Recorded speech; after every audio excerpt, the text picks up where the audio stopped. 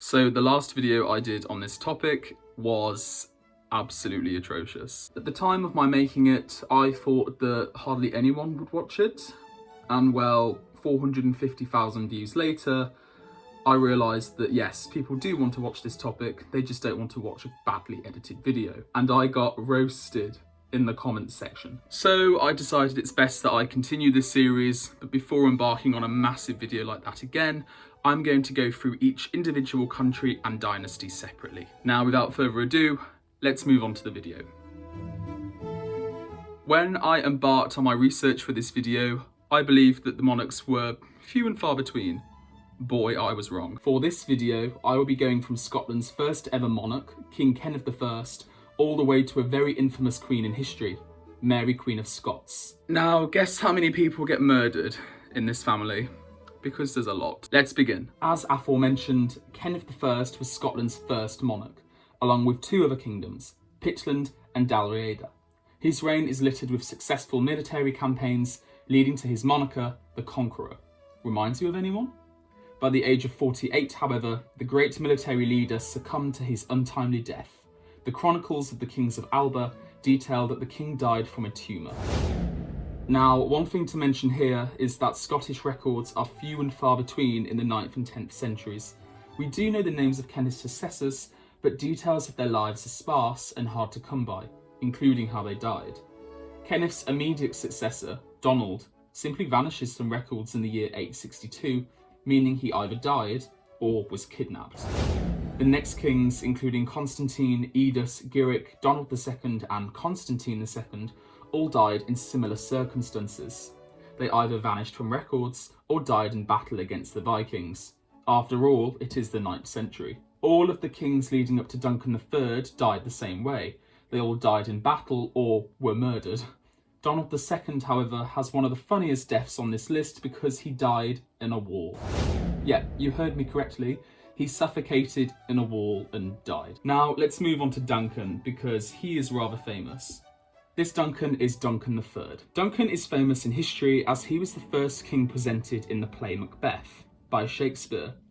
One thing the play gets right is that Macbeth arranged to have Duncan murdered. The new King of Scotland was none other than Macbeth. Now, when I was doing Macbeth in school about 6 years ago, I had no clue that Macbeth was based on an actual king, Macbeth of Scotland. His wife, Lady Macbeth, was actually called Gruach, who was a granddaughter of King Kenneth III. It is unknown whether she died at the same time, before or after her husband, as records about her end once her husband dies in 1057. One thing for certain, however, is that Lady Macbeth, or Gruach in this case, was not conniving. Macbeth's death is accurate, however. While defending against an invasion from the English, Macbeth came into conflict with Malcolm III, another claimant to the throne. Macbeth was killed in battle at Lumphanan, a sleepy village in Aberdeenshire. This place is not only famous for hosting Macbeth's death, but it is also famous for hosting today's sponsor, Established Titles. If you're like me and have Scottish heritage, or you're fascinated by Scottish history and landscape, then Established Titles is perfect for you. As you can see by this certificate, which I got as a gift for my mother, Established Titles allows you to become a lord or a lady.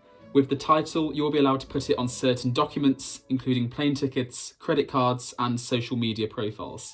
Established Titles allows you to purchase up to 10 square feet of woodland in Edelston, potentially owning land where Macbeth once stood. Upon the purchase of this land, you'll receive a certificate with a crest, like this one, and you can purchase either the Lordship Pack, Ladyship Pack, or the Couple Title Pack. You'll be able to find where your land is, as it provides you with a unique plot number. Perhaps the most important thing about Established Titles, however, is that they are supporting global afforestation schemes. Established Titles works alongside One Tree Planted and Trees for the Future. It makes an amazing last-minute gift. Established Titles is actually running a massive sale right now. Plus, if you use the code TheShyHistorian, you get an additional 10% off. Go to establishedtitles.com/TheShyHistorian to get your gifts now and support the channel. The first 200 people to use my link will effectively be next to my very own plot, and together we can build our own little kingdom. Inside the Kingdom of Scotland, I have a feeling another king, Malcolm III, would have a problem with that, as he wasn't a big fan of invasions. Malcolm III of Scotland may have murdered King Macbeth, but he had a relatively glorious reign. His daughter, Matilda, married King Henry of England, producing a daughter infamous to historians, Empress Matilda. Like another Henry of England, Malcolm III had several sons who all competed for the throne. Malcolm died, guess from what? A murder at Bamburgh Castle in 1093. Upon hearing the news of his death, his wife Margaret reportedly killed herself. All of the next kings, Duncan II, Edgar and Alexander, who were brothers or cousins, were all murdered. Funnily enough, the chronicle states that Edgar was killed by Duncan II, even though he had been dead for almost 20 years. So, did his ghost murder him or something? David I, unlike his brothers, managed to escape an assassination. However, when his only son died, he fell into a deep depression and died. David's eldest grandson, Malcolm IV, took the throne after him, an 11-year-old boy.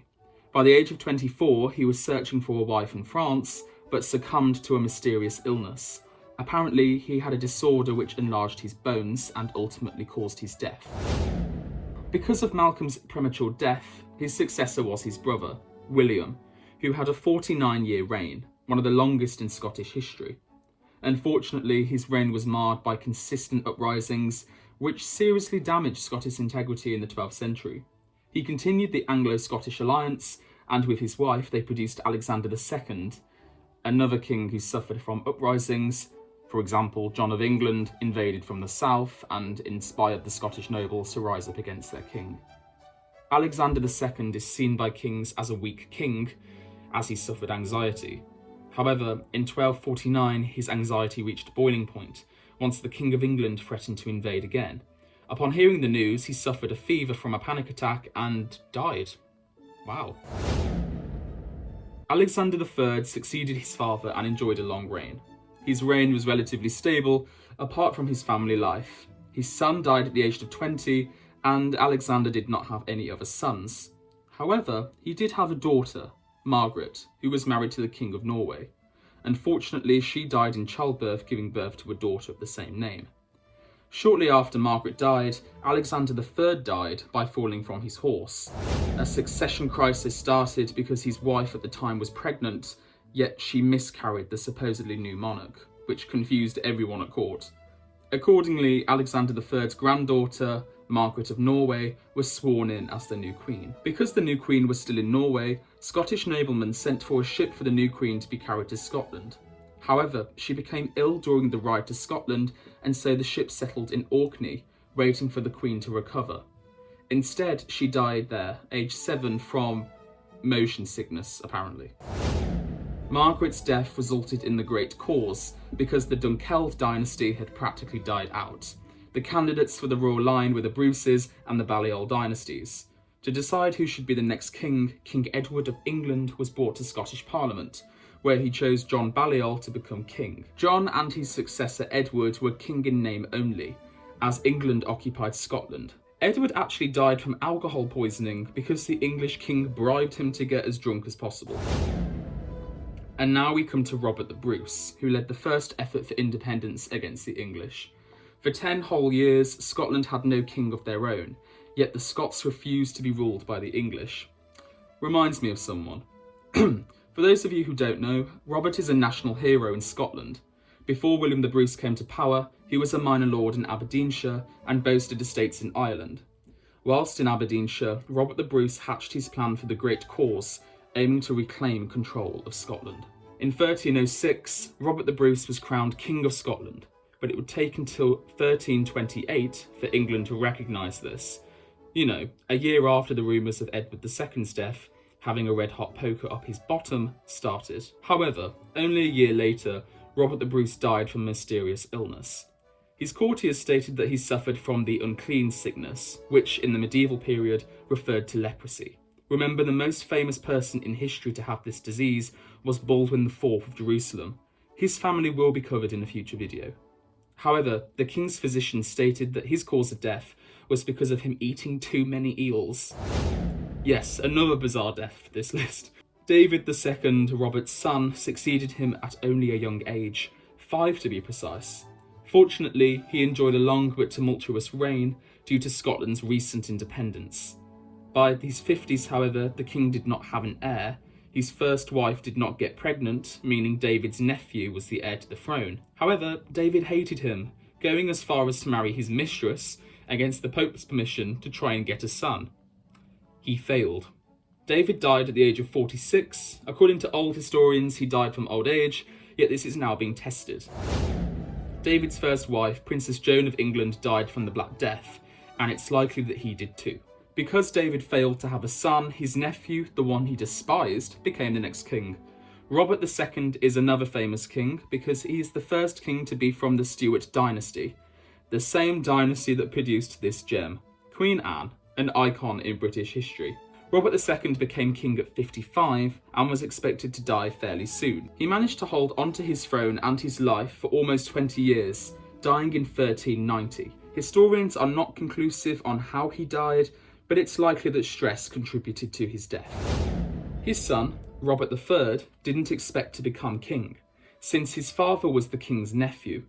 When he came to the throne, he didn't have any powers to rule because a regent was forced in, on the grounds that Robert III was too sick to do anything. Because he was doing practically nothing all day, he spent his days hoping the regent would die. Unfortunately, he didn't, and Robert's own son was imprisoned by the King of England, Henry IV, who was invading Scotland yet again at this time. When realising his son and heir was captured, Robert, like his ancestor, suffered a panic attack and died. Seriously, some of these deaths are just so dramatic yet basic at the same time. It's quite funny. So now we have James I, the first James in a long line of Jameses to come. Although Henry IV imprisoned the Scottish king, he gave him a good education, teaching him how to reign. He was raised alongside the English king, Henry V, who, when he became king in 1420, brought the imprisoned king out of his cage and into the court of London. He even took the Scottish king with him during the invasion of France, but unfortunately the King of England died, leaving the Scottish king confused about what was next to come. Fortunately, the infant King of England, Henry VI, was unable to rule since, well, he was in the cradle, and the English council decided to be nice and let James return to his own kingdom. However, many Scottish kings do not fare well in their own country. Upon his return, Scotland was being led by many belligerent nobles, including the Earl of Atholl. Because James wanted to stop Atholl's power, he was determined to kill the king. In February 1437, the king and queen, Joan Beaufort, stayed at Blackfriars Monastery, where the king was assassinated. Their son, James II, was only 6 at the time of his father's death and swore vengeance against his father's enemies. Another plan of James was to avenge the English, who still controlled several castles since they took power over Scotland before its independence. During one campaign, however, James got a little bit too excited with a cannon and it exploded, killing him. Finally, a death where I can say that someone exploded because he literally did explode. Bizarrely, when the Scots eventually took the castle that James wanted, his widow ordered for it to be burnt to the ground. Was your husband's death all for nothing? James III didn't have it too easy either. In 1488, when he was in battle, he was mysteriously killed. Though I say mysteriously because we don't actually know what from. There is a rumour from 1576 onwards claiming that James fled the battle because he went to confess to a drunk priest who actually stabbed him to death. And now we move on to a more famous James in history, James IV. Ironically, one of the main attractions of James is because of his marriage to Margaret Tudor, Henry VIII's sister. He was a remarkable king, doubling state income and building massive warships. His hubris, however, got the better of him. He declared war on England in 1513 and was killed in battle, on the direct orders of Queen Catherine of Aragon, the Queen of England. James V, his son, inherited the throne at just 17 months old. Like his father, he detested the English and sparked a war with them, leading to many heavy losses. After a defeat in battle, the king sickened and died.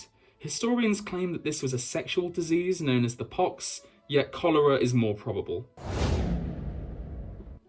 And onto our last monarch. Mary Queen of Scots is perhaps the most famous of everyone mentioned in this video. Many old historians like to poke fun of Mary. When I was growing up, I was told that Mary was a, quote, stupid airhead who managed to almost do everything wrong with her life, which actually is an unfair assessment. One of the reasons why Mary was given this tarnish is because of her extremely tragic life. She was sent off to France as a young girl to marry the Dauphin of France. They were only married for a few years before her husband, Francois, died. His death will be covered in a future video.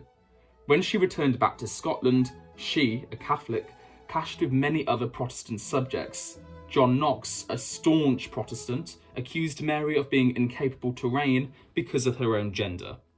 After 7 years in Scotland, Mary's reign was cut short when she was forced to abdicate in favour of her son, James VI of Scotland. Again, his death will be covered in a future video. Now, the reason why Mary abdicated is a bit complex, but to put it simply, Mary's second husband was assassinated, likely by Mary's third husband, meaning that Mary married the man who was accused of killing her second husband. And many people in Scotland didn't like this. When Mary abdicated, she fled to England, in the hopes that Elizabeth I would come to her assistance and offer support to reclaim her throne. Anything but happened.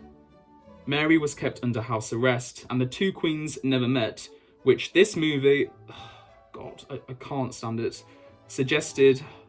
Mary was kept in confinement until her complicity in the Rodolphi plot, which planned Elizabeth's death and for Mary to become a Catholic monarch of England. Her complicity pressured Elizabeth into signing her death warrant. Mary died from beheading in 1587, wearing a red dress, the symbol for martyrdom. And there we have it, how every Scottish monarch died, well, almost, ranging from King Kenneth I of Scotland to finally Mary Queen of Scots. Please let me know which death you found the most comedic in the comments, as this video has quite a few of them. As always, I am the Shy Historian, and stay tuned for many more.